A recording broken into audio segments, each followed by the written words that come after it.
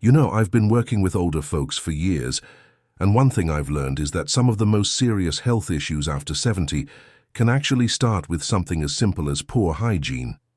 Not because people don't care. Far from it. But because no one ever really told them which parts of the body need daily attention. Today I want to gently walk you through 7 small areas that deserve your care. Not to scare you, but to help you stay well and feel strong in your own skin. Let's start with something simple but so often overlooked, your underarms. Now, I know that might sound basic, but hear me out. As we age, our skin changes.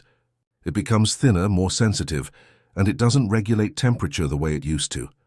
That means we can still sweat, even without realizing it. And when sweat builds up in the underarm area, especially if it isn't washed daily, bacteria find a cozy little home. This can lead to rashes, itchiness, and sometimes even infections. That take a while to heal. I've seen it more times than I can count, and it's such an easy thing to prevent. I remember one gentleman I worked with, George, 72, from Cedar Rapids, Iowa. Kind man, former truck driver. Told me he didn't think much about washing under his arms thoroughly every day. "I don't sweat like I used to," he said.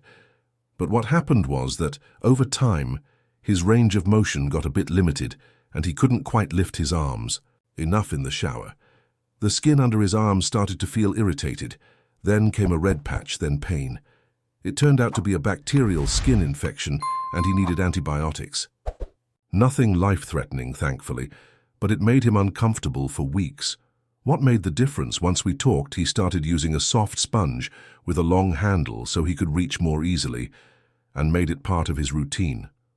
No more problems since. What often helps here is using warm water and a gentle soap once a day. No need for scrubbing. If lifting your arms is tough, try a soft washcloth or sponge with a grip, or ask for help if that feels safe and comfortable. Clean, dry, done. And just remember this, taking care of walking hard, all because those feet didn't get the attention they needed every day. Let me tell you about Margaret. She's 75, lives down in Lubbock, Texas. A real spitfire, still does her own gardening. But a while back she came to me complaining about a burning, itchy feeling between her toes. It just started as a little irritation, she said. Turned out it was a fungal infection. Nothing scary, but it kept coming back. What we figured out together was that she used to just let water run over her feet in the shower and never really washed between her toes. And afterward, she'd throw on socks while her feet were still a little damp. Once she started gently, washing and drying her feet daily, especially between the toes, the infection cleared and didn't return. Simple as that. One of the easiest ways to care for your feet is to wash them daily with warm water and mild soap. Take your time, gently, clean between each toe, and just as important, make sure to dry those spaces well with a soft towel. Cotton socks and open slip aid in staying neat, but he told me once, "I don't bother much with washing my face, I just splash some water when I shave." But over time, he started noticing dry patches on his cheeks and some redness around his nose. "I thought it was just aging," he said, but after we talked he tried something new, washing his face gently every morning and evening using a soft, fragrance-free cleanser. Within a week or two, the redness faded, and his skin felt better. Didn't think something that small would matter, he told me, but it did. One of the simplest routines that helps is to wash your face twice a day, once in the morning, once before bed, with warm water and a gentle, non-drying soap or cleanser. Avoid anything with strong scents or scrubbing beads, and use a soft cloth or just your hands to rinse. Your face tells your story. It's the part of you the world sees first, and more importantly, the part you see in the mirror. You deserve to look at that reflection and feel clean, calm, and cared for. Another place that often gets missed is right under the breasts, especially for women, though it can affect men too. That fold of skin can trap heat and moisture, especially in warmer weather or when wearing snug clothing. With age, the skin there becomes softer, but surprisingly important, under your fingernails. It's easy to forget, especially if your hands don't feel dirty, but even clean-looking nails can hide tiny bits of dirt, oils, or bacteria. And when you're immune, System slows down with age. Those little things can cause big problems, especially if you touch your eyes, mouth, or a small scratch on your skin. I've seen people end up with infections. Brush or nail brush with warm water and mild soap. You don't need to scrub hard, just a light touch to keep things fresh. Think of it like this. Your hands do so much for you, and even the smallest care makes a big difference. Little actions like this can quietly protect you from a lot more than you might expect. Now let's talk about a delicate area, the perineum, or intimate zone. It's a part of the body that many folks feel shy about, but the truth is, it needs gentle daily care, especially as we get older. The skin and tissues down there become thinner, drier, and more sensitive with age.